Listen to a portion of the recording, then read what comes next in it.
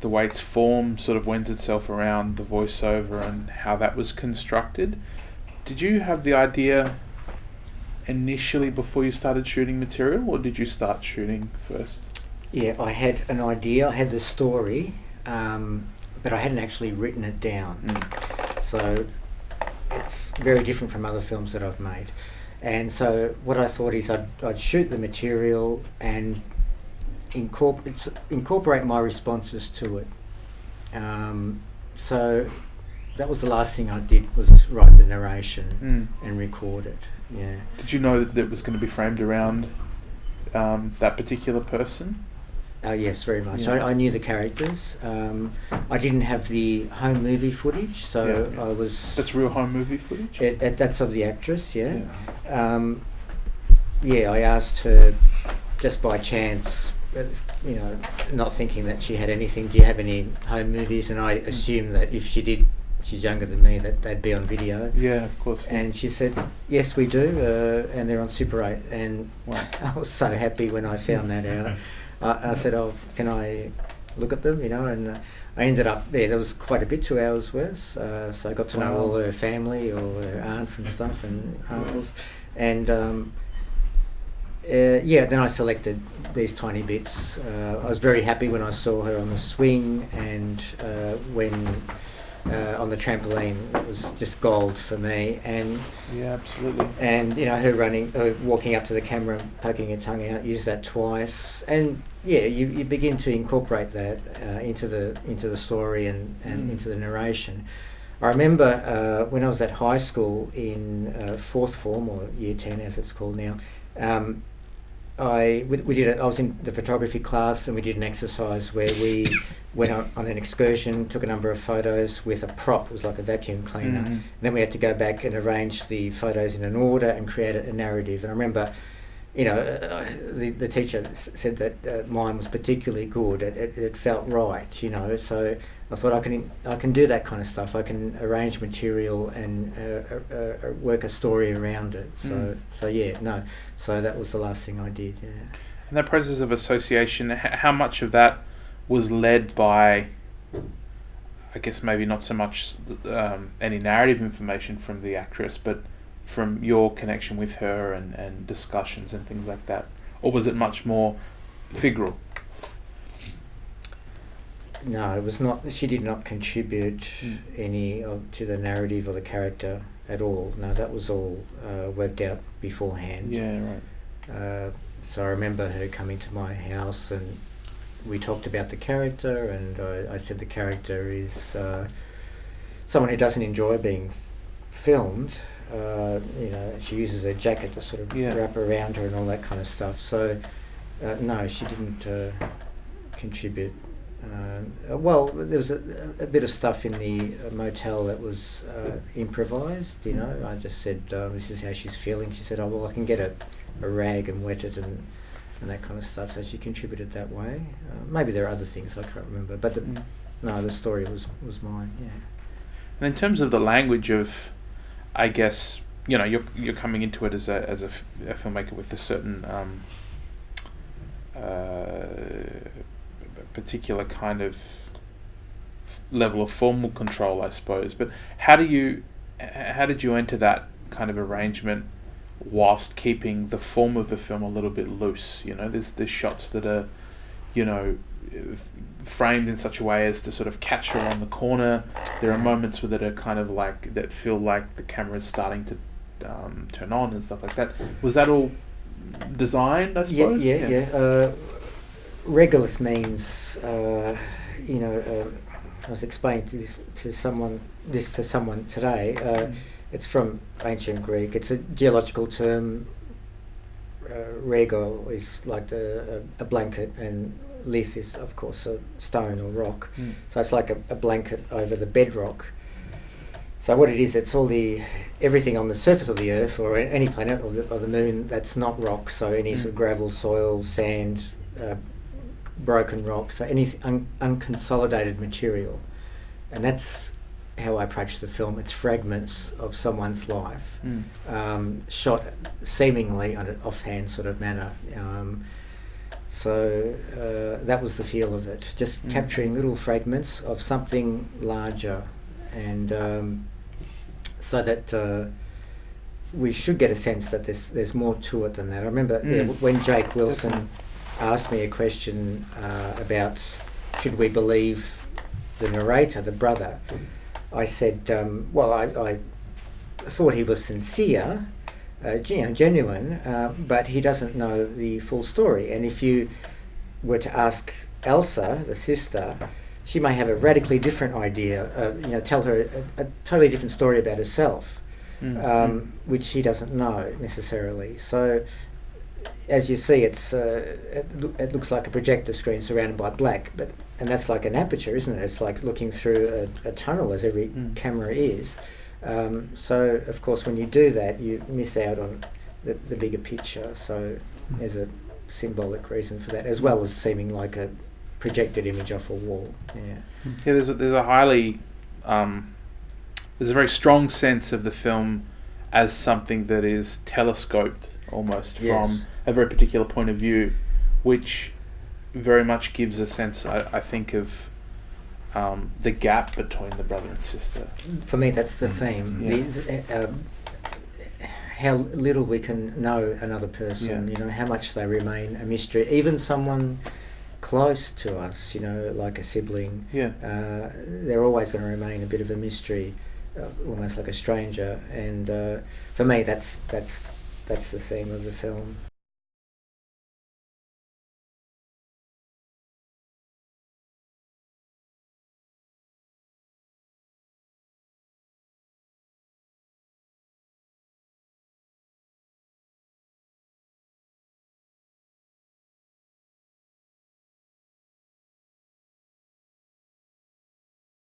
I guess something you said just earlier before about the theme of the film being about the inherent mystery of other human beings and how unknowable they are, is what connects this film to The Captives.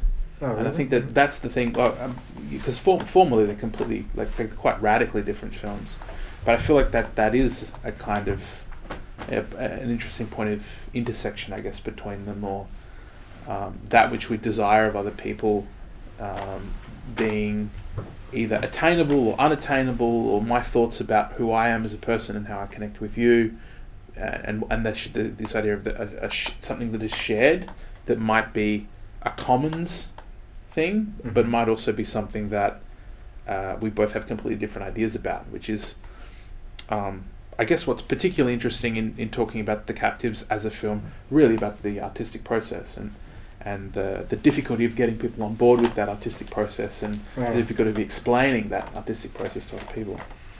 Yeah, that had a long gestation period, a number of years, and twice I tried to make it, and initially it was going to be about a cult, and you can still see that in the film now.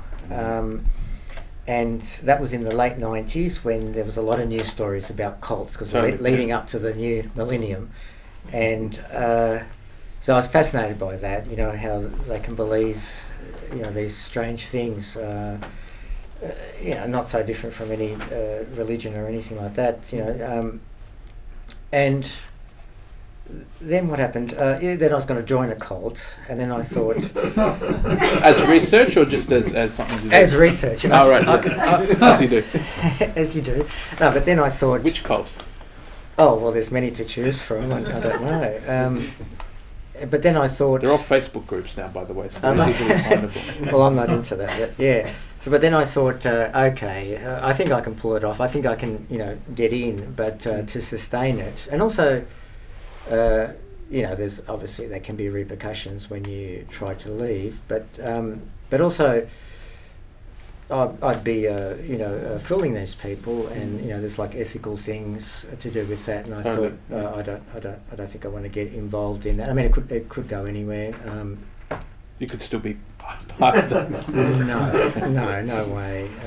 I was tried to be hypnotised once, and it didn't work at all. I don't think it's accidental that we were talking about Mark Robeson's film The Seventh Victim before, and Val Lewton generally, because like that sense of hermetic almost kind of hysteria that is created by those kind of enclosed communities, enclosed environments. When The Seventh Victim is a film about a cult. Yes. Well, that's probably why I like it. Yeah. Well, one of the reasons. But anyway. But also sort of close collaborative relationships, particularly in the independent film community, I've noticed, can also be like that. And there's that sustained sort of belief in something, in a project and all that. So then, when I backed out of the cult idea, for that reason, but also because I didn't think I could pull it off with a low budget. Then I thought, okay, theatre group. Theatre group has ritual. It has a belief in something, and it's something. I don't have first-hand experience, but filmmaking is kind of similar. But I didn't want to base it around a film because that sort of comes and goes. But a theatre group, they're in there for weeks, months rehearsing, so that's good. Then I thought, to make it credible and not completely ridiculous, I'll just stylise it completely, and then it starts to feel like an allegory or something. Yeah, and absolutely. And that's where I wanted to sort of position it. And I drifted away from anything naturalistic. And at the time I was reading a film writer, David Bordwell. Yep. And he's writing about what he called parametric cinema. Yep. So filmmakers like Bresson and Ozu, and how the formal elements of the film, carry as much weight as the story and operate independently of the story. And I thought that was interesting, and I wanted to explore that. Have they such a rich supply of fighting men? They have. Soldiers who once struck Persian arms a fearful blow. But who shepherds them? What master do their ranks obey? Master? They are called servants to no man.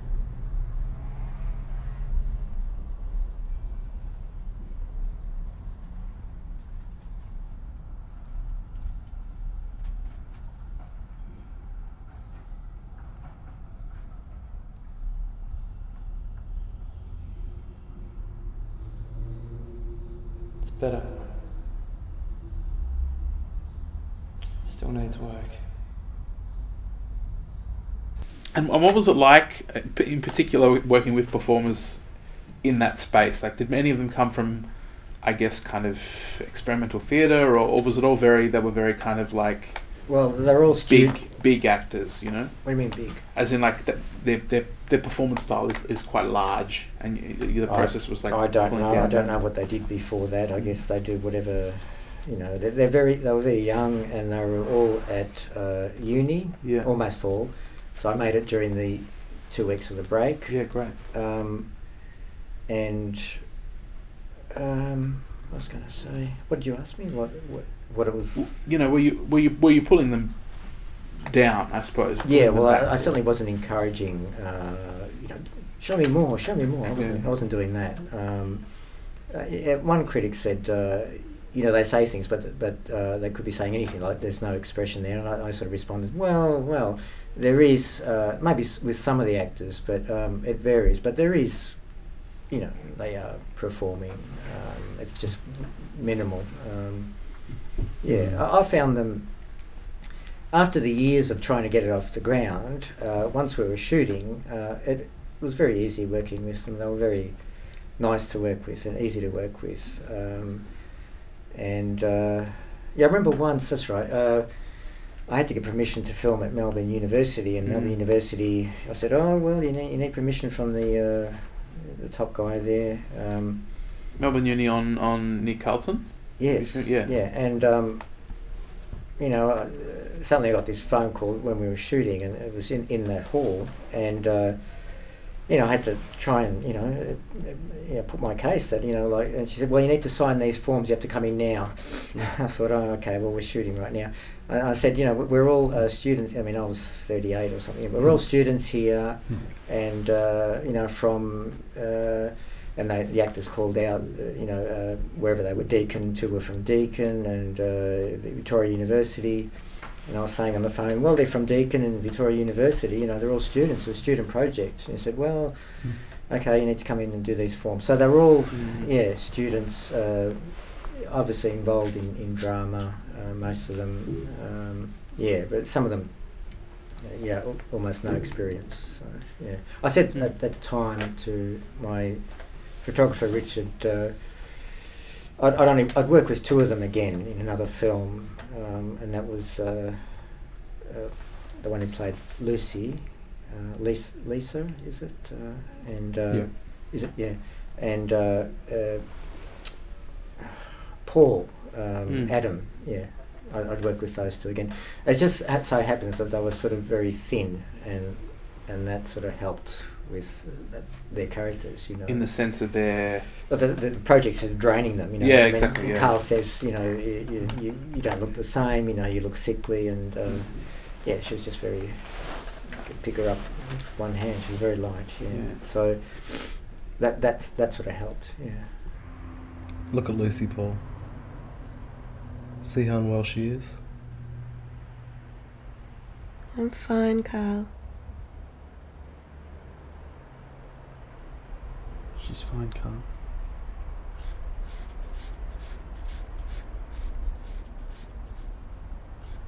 You don't see how thin and pale she is.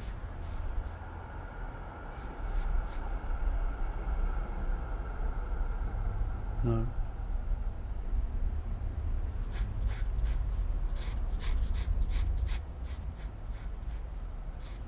What about the more somewhat... Earlier on in the film, I wasn't entirely sure if there was this kind of orbiting, almost supernatural element. This element of kind of like maybe, I don't know, psychological contagion or something, and that the film doesn't quite answer that, other than to suggest that there's this kind of collective atmosphere that has been created by Vincent that is not all too dissimilar from any atmosphere that you get when you create a troupe. But were you deliberately, through the stylization of the film, the performances, the use of black and white, trying to evoke a kind of like irreal or somewhat fantastical atmosphere? I guess so. I certainly wanted to remove it from anything to do with Melbourne in 2003. So there's no signage or... Besides Moreland, but hardly anybody would... Yeah, you can't eliminate everything, but... and there's some people in the background, but not many. And there's some cars and stuff like that. And unfortunately, the fashion with the... what's it called, muffin tops? When I saw that, I thought, oh God, here we go. That's going to date really quickly. But anyway, but I wanted to remove it from 2003, and also there's a lot of not a lot. But there's a few religious sort of references, like someone mentions faith, someone says amen. There's a stained glass, and just a whole ritual in the hall, which was actually a church hall. That sort of thing. It's again, I guess that goes back to the cult idea. So there's still trace elements of that in the film in some capacity. Yeah. What was the response to the film at the time? I know Jack Wilson has spoken really favourably about the film. And I don't think there's a lot of writing on it. At least there wasn't much. Because not a lot of people have seen it. Yeah. But I put on a screening myself with Jason Turley, who's here.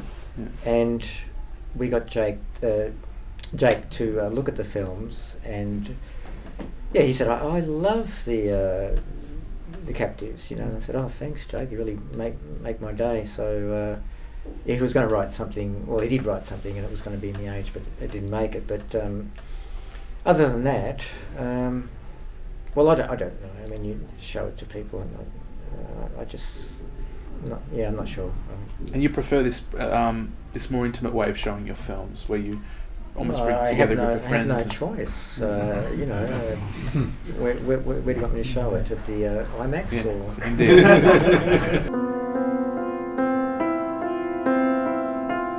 Carl.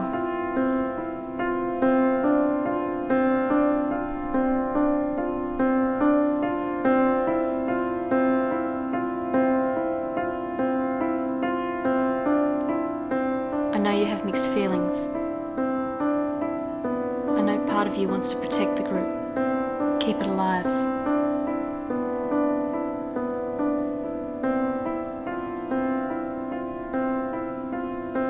both know it's better this way.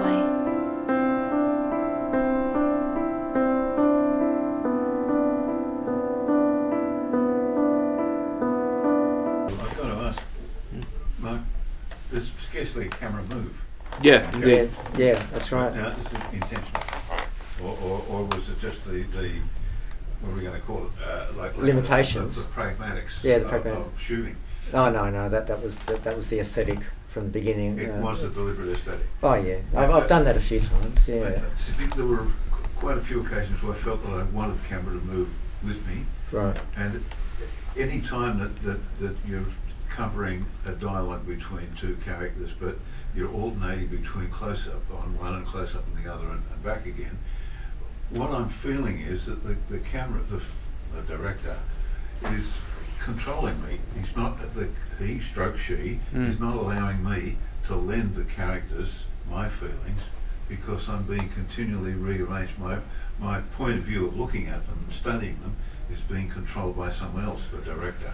Right. So, and out of that came my sense of I was being sort of clinical about those characters. I wasn't sharing anything with them.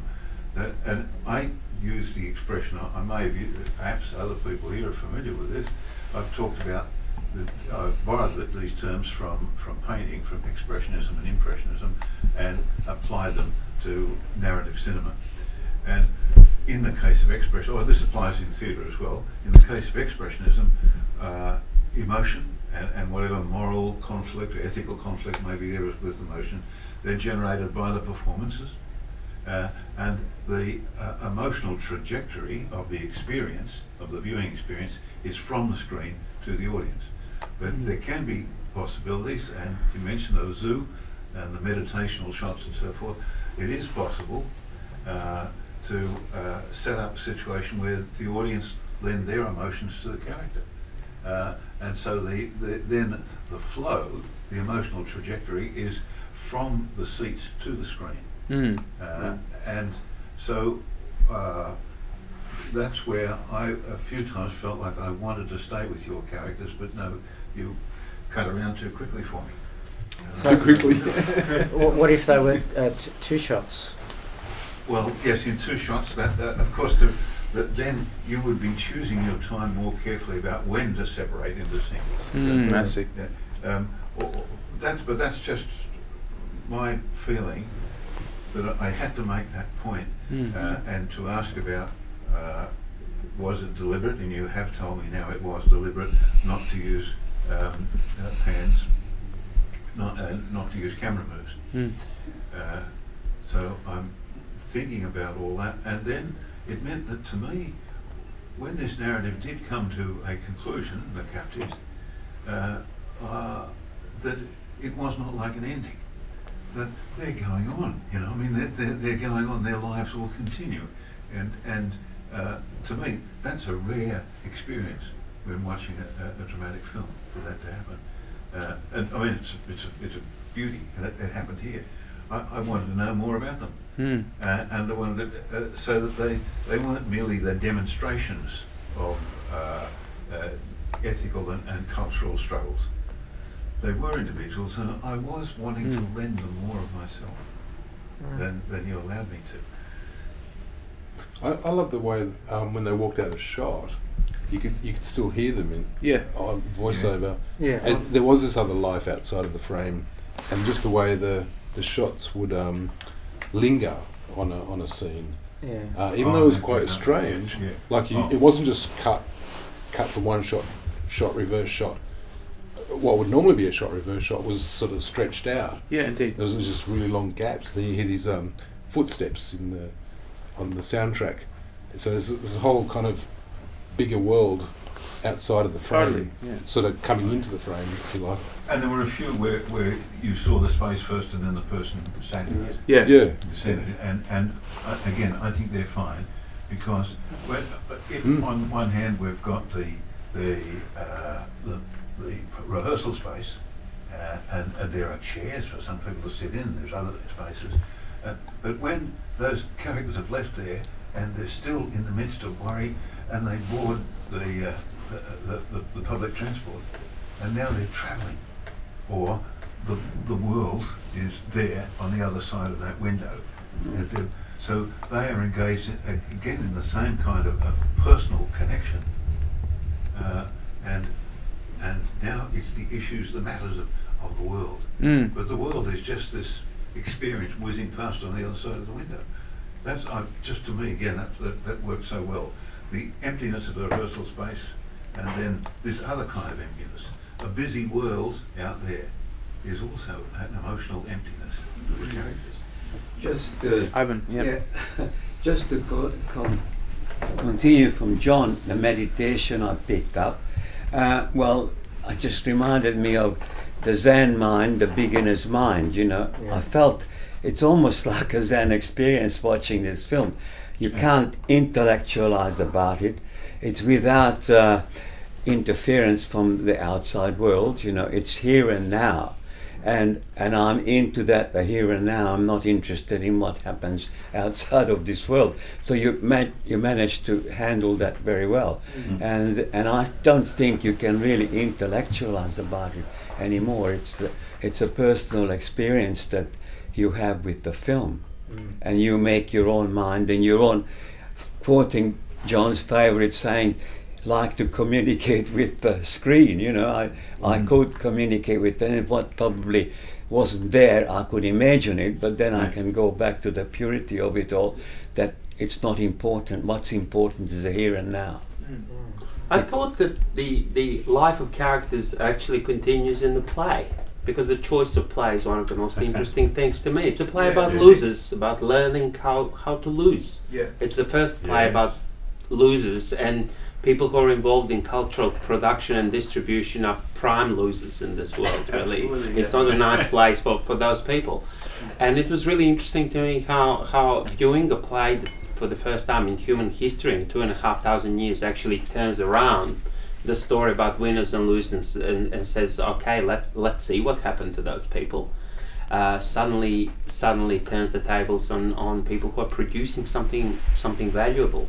I mean, there are plenty of people in the past century who were interested in Persians, but they're probably not that particularly popular today, like Curzio Malaparte, because he was a fascist sympathizer, and others. But it's a very interesting way of looking at how do you control the story also. To me, it has probably less Ozu, but more Rivette. Yes. Because there are plenty of dialogues, there's plenty of entering, as John pointed out, the empty frame and having that French look almost about it, and coincidentally it was shot at all educational institutions. And being about a theatre group too, you know. So yeah. What's it an allegory for? Oh, it's just about any sort of religion or political system or social system giving you a structure, something to believe in, and giving you an identity and a role. In this case, literally, they're given roles and lines to say and actions to do. And what happens when that's taken away? In this case, even though the character of Carl is protesting and wanting to leave, seemingly, in the end he's still there. So we revert back to... because he takes that question fundamentally seriously. Yeah. And I mean, it is, if you were to isolate a character out and look at it as a character study, or as the journey of a protagonist, then it is to some degree his story, and the story of reckoning with a certain kind of sense of moral responsibility around the way that your actions and decisions affect other people. Yeah, but it's also about those empty spaces for me are, just the void, how we have to fill it. We have to fill it with meaning. I think Jake Wilson said it's about mundanity or something, but it's not for me. They represent this void, which they're trying to fill with some sort of meaning. And so leaving that, leaving this structure of this play, they'd be lost, as someone says. So, yeah, they revert back to their roles, and at least it's something to hold on to. It gives them an identity, it gives them direction. So, and yet they're stuck in the end at the same time. Well, they're just there. It's all suspended. They're just they need someone to guide them, a leader or something.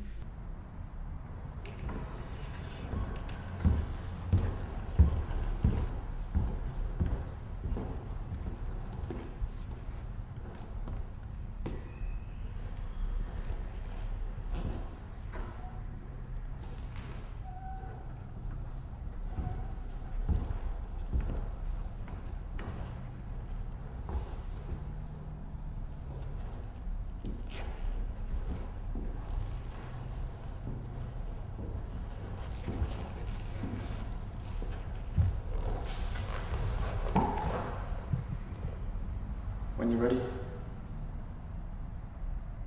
Do we have any last questions, maybe, or observations, or invocations? I thought this is like Bresson Down Under or Bresson.